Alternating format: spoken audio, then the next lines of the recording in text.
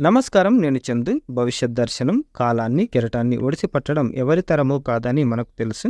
అది నిన్న, నేడు, రేపుగా కనిపిస్తూ ఎన్నో జీవిత పాఠాలు నేర్పుతూ బతుకుకొక అర్థాన్ని, పరమార్థాన్ని తెలియజేస్తుంది. కాలం తన ఇంద్రజాలంతో బొమ్మలాటలాడిస్తూ అద్భుతాలను మన కళ్ళ ముందు సాక్షాత్కరింపజేస్తుంది. నిన్న జరిగిన పొరపాట్లను నేడు బేరీజు వేసుకొని అవి పునరావృతం కాకుండా గమనించమని హెచ్చరిస్తుంది.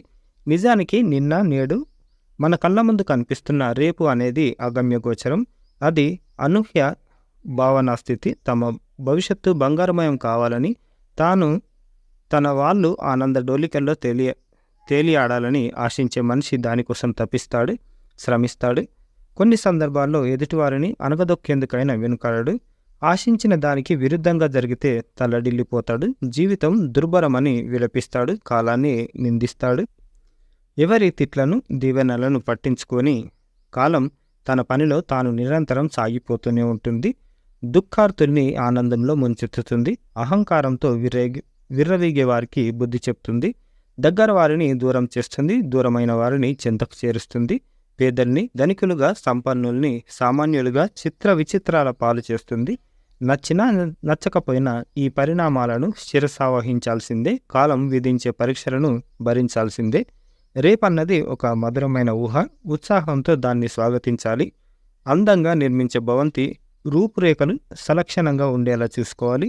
చేతికి అందేలా కనిపించే అమృత ఫలం లాఘవంగా దాన్ని దక్కించుకోవాలి. పట్టుజారిన మళ్ళీ ప్రయత్నించాలి, మళ్ళీ ప్రయత్నించాలి. అప్పుడే అది మనకు సొంతం అవుతుంది. కాలం కాటేసిన వారు తమకే ఎందుకిలా జరుగుతుందని వాపోతారు.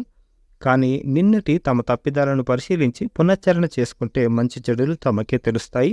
ఓరిమితో భరిస్తే ఉపశమనం కలుగుతుంది. కాలాన్ని జయించలేకపోయినా జీవన ప్రణాళికలు అందంగా రచించుకుంటే ఓటమి శాతం కొంతవరకు తగ్గుతుంది. జీవననాదానికి ఊపిరులుదే శంఖం లాంటిది ఆశ. సత్తువ ఉన్నంత వరకు అనుక్షణం దాన్ని పూరించాల్సిందే. ఎవరికి వారు మేలుకొలుపు పాడుకోవాల్సిందే. నిరాశ, నిస్పృహలకు లోనై చీకటి గుహలో చిక్కుబడితే బయటకు రావడం అసాధ్యం. ఆ స్థితిలో చీకటి తప్ప మినుకుమనే వెలుగులైనా గుర్తించలేరు. అబ్దుల్ కలాం చెప్పినట్లు కన్న కలలు వెలగాలంటే రాబోయే రేపును ఇప్పుడే దర్శించాలి. కళ్ళ ముందు కనిపించే రూపాన్ని అందంగా చెక్కే శిల్పివి నువ్వేనని గ్రహించాలి. నీ బుద్ధికి పదును పెట్టి సమయత్తం కావాలి. అటవీ ప్రాంతంలోని ఓ వృక్షం పైన పక్షి కుటుంబం నివసించేది. ఆ చెట్టు కింద ఉన్న పుట్టలోని సర్పం పైనున్న పక్షులను కబలించాలని విఫలయత్నాలు చేసేది. ఒకరోజు కొందరు వేటగాళ్లు పుట్టను పడగొట్టి సమీపంలోని వృక్షాన్ని కూల్చాలని వచ్చారు. గొడ్డళ్లకు పదును పెట్టుకోవడానికి వెళ్లడాన్ని పక్షి కుటుంబం గమనించింది.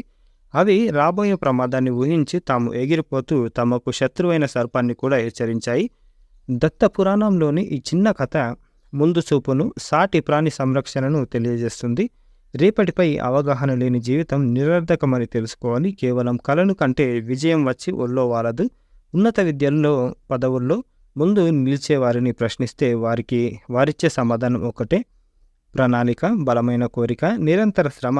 ఇవే విజయానికి పునాదులని, విద్యార్థికి కావలసిన ముఖ్య లక్షణాలు ఇవే అని మనం తెలుసుకోవచ్చు అని మాడుగుల రామకృష్ణ గారు రాసిన అంతర్యామి ఇది. భవిష్యత్ దర్శనం. ఇది ఈ రోజుకు సంబంధించిన ఆర్టికల్. లైక్ చేయండి, షేర్ చేయండి, సబ్స్క్రైబ్ చేయండి. Thank you. ధన్యవాదాలు.